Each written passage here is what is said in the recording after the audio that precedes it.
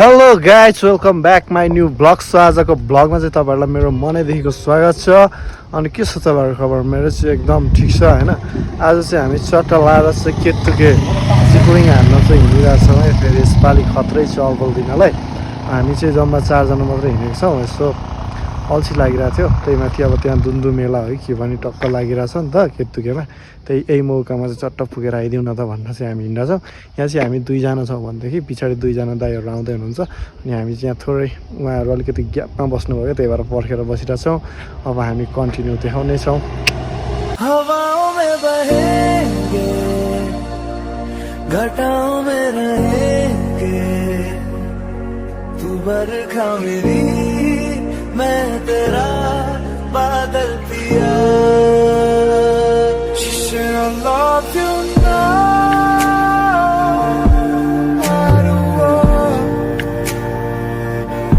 I just want you to be happy and always be who you are.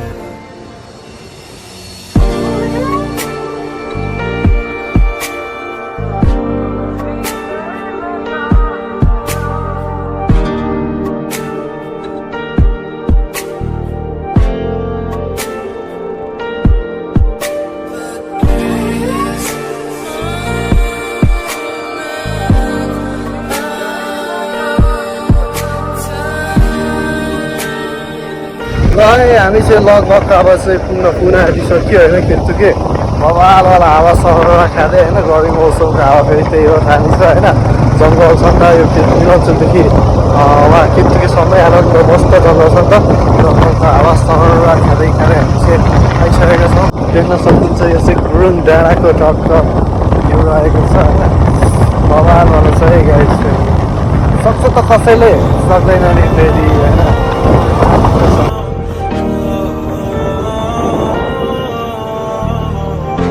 ल हामी चाहिँ bike टक्कसँगले थन्काएर अब Zipline हान्न हिँडिरहेछौँ माथि उकालोतर्फ। अब बाइक पनि जान चाहिँ जाने रहेछ, तर फेरि हामीलाई ल्यान्ड चाहिँ तल गराउनु रहेछ क्या अर्कै ठाउँ। अनि फेरि झ्याउ हुन्छ भन्दा चाहिँ हामी चाहिँ उकालो बाटो चाहिँ हिँड्दै चलिदिइरहेछौँ। यो चाहिँ ल्याम्बो लाएर केटुके होइन। कस्तो छ त केटुके गाइज? बबाल छ नि है। ल केटुकेको यो चाहिँ बुद्ध पार्क रहेको छ होइन। सरसँगले यसको हाइट चाहिँ लगभग कति छ त चाहिँ नाप्नै पर्छ होला। अनि यस्तो छ होइन। उकालो चढाइ अब बबालवाला हुनेवाला छ है फेरि जिपलाइन चाहिँ। हामी चाहिँ माथिबाट जाँदैछौँ नि फेरि। ल आज चाहिँ संजोग बस बुद्ध जयन्तीको दिन पनि परेको छ होइन। अनि हामी चाहिँ यो बुद्ध पार्कमा आएको छौँ। एकदम बबालवाला फिल आइरहेछ कि आज टक्क बुद्ध जयन्ती नि पऱ्यो नि त। अनि बुद्धकै स्थानतिर आइपुग्यो, त्यसैमा हामी एकदमै धेरै खुसी छौँ। अनि माथि चढिसक्नु भएको छ दादाहरू चाहिँ। म चाहिँ यहाँ बुद्धलाई यसो हेरेर मनको पीडा पो पोख्दै थिएँ। यो चाहिँ केटुके माथि रहेको गुम्बा रहेको छ। यो चाहिँ चट्ट एकदमै बबालवाला छ। भित्र चाहिँ लामा बाजेहरू चाहिँ धुपहरू सल्काउँदै हुनुहुँदो रहेछ। हामीले पनि मिल्दो रहेछ धुपहरू सल्काउन चाहिँ। भित्र रहेको छ। बाहिरको सिन चाहिँ यो स्टारको रहेको छ सर्लक्कसँगले।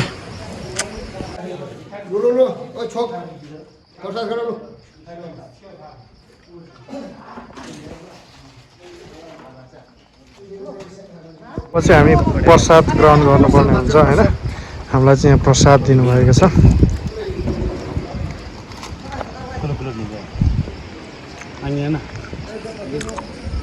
जिपलाइन चाहिँ चढिदिनु पर्ने हुन्छ है गाइज। फेरि हावा सारा चलिरहेछ तर केही छैन। हामीले केरा स्याउ खाएर चाहिँ एनर्जी बढाइसकेको छौँ। अनि हिम्मतको बत्ती पनि बालिदिइसकेका छौँ। अब स्याहार जिन्दगी सारा जिपलाइनमा है रहेको छ। दादाहरू त्यहाँ रेडी हुँदै हुनुहुन्छ। अब गएर चाहिँ जिपलाइन है गाइज। दादा चाहिँ रेडी हुँदै हुनुहुन्छ है फेरि। अब जिपलाइन हान्नलाई चाहिँ सर कस्तो छ दादा? एकदम एक्साइटेड भइरहेको छु। डर लागेको छैन नि? योभन्दा अगाडि नै हान्नु चाहिँ त्यतिखेर चाहिँ डर लागिरहेको थियो। अहिले चाहिँ अब फुल कन्फिडेन्सको साथ अहिले त दादा हाम्रो राजा पनि टक्क रेडी हुँदैछ है फेरि। कस्तो छ? सबैले मजा आइरहेछ? त छक्क है अब फर्स्ट एक्सपिरियन्स अलिअलि डर पनि लागिरहेको छ त्यसको जस्तै के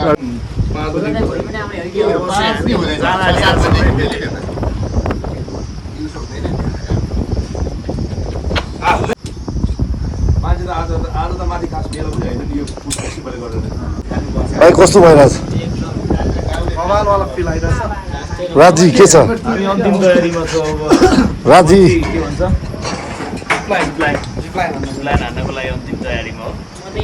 हामी चाहिँ चट्टसँगले सबजना रेडी भइसकेका छौँ है अब उड्नका लागि चाहिँ होइन अब चाहिँ फर्स्ट एक्सपिरियन्स रहनेछ अब सरर जिन्दगी जिप लाइनमा ल अब हामी चाहिँ यहाँबाट जानुपर्ने हुन्छ पालै पालो सर्लक्कसँगले फर्स्ट चाहिँ हाम्रो दाइ जानुहुन्छ त्यस पछाडि हामी चाहिँ पालै पालो छोड्छौँ एकैछिनलाई चाहिँ हामी आकाशमा मात्र रेडी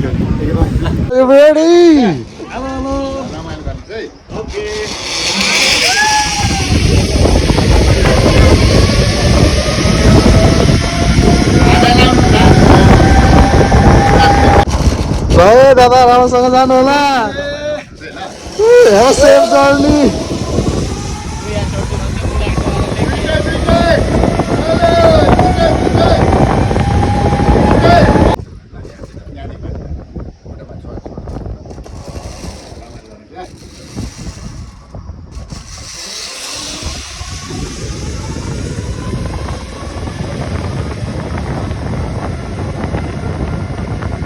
सबैजना चाहिँ मैले पठाइसकेको छु अब लास्टमा चाहिँ मेरो पालो छ मैले चाहिँ अब भिडियो गर्दै जानुपर्ने हुन्छ अलिअलि डर पनि लागिरहेछ तर म जान्छु आनन्दले हाँस्दै हाँस्दै होइन यस्तै छ होइन भगवान् सबै पुगिसक्नु आँटे त केटाको त वेट पुगेर क्या अड्क्यो त यार अड्क्यो यार त केटा त आधीमा अड्क्यो यार मेरो त वेट पुग्छ कि मा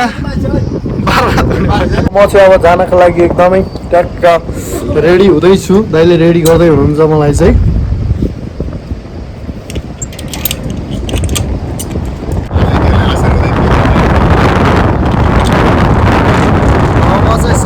जानुपर्ने हुन्छ है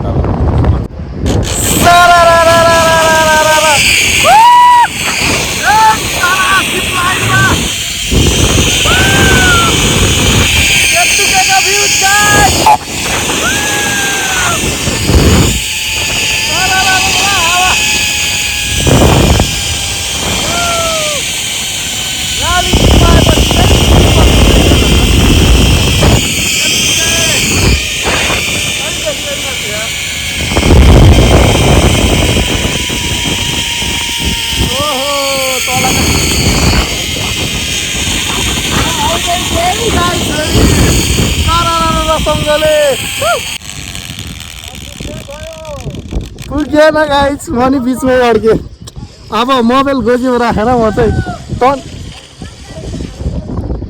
हजुर फोन राखौँ गोजीमा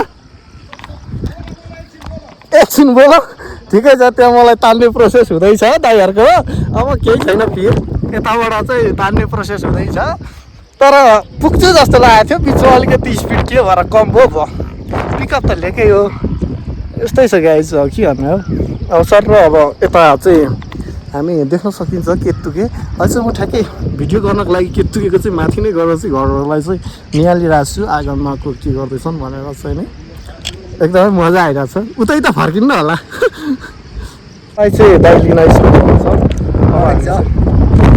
के गर्छन् हजुरलाई बाहिरमा चाहिँ चट्ट जानुपर्ने हुन्छ त्यसरी पनि मजै आउँदो रहेछ चर्र पार्ने बित्तिक भाइ चाहिँ हाल्ने अब म चाहिँ के भन्नु गाह्रो छ थाक्यो आज धेरै मान्छे हो दाइ पनि थाक्नु पऱ्यो र त अब हामी दाजुभाइ नै झुन्डी बस्ने हो कि क्या ठिक छ नभए तपाईँको ज्याकेटको म यो हाल्नु नि त फोन हुन्छ पर्दैन तपाईँ त्यो डोरी ल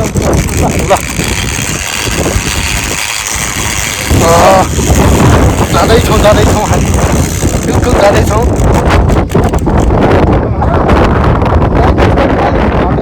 धेरै तराई भयो अहिले रेड बुल हान्नुपर्छ अब धेरै अड्क्यो भने डोरी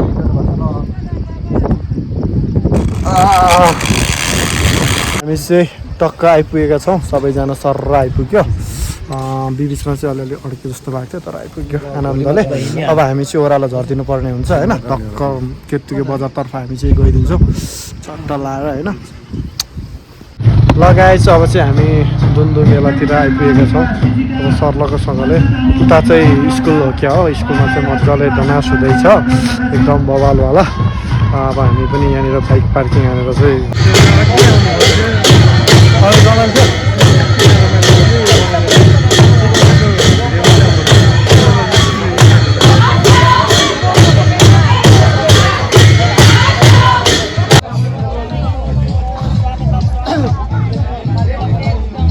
हामी चाहिँ दुन्दु मेला पनि यसो आज खासै धेरै चहलपहल चाहिँ रहन्छ यसो अलिअलि रहेछ भ्याएर चाहिँ अब हामी निस्किनुपर्ने हुन्छ यस्तो चाहिँ एकदमै धेरै लागिसकेको छ चिसो चिसो मौसम अब हामी चाहिँ निस्किनु पर्ने हुन्छ है गाइस पनि रेडी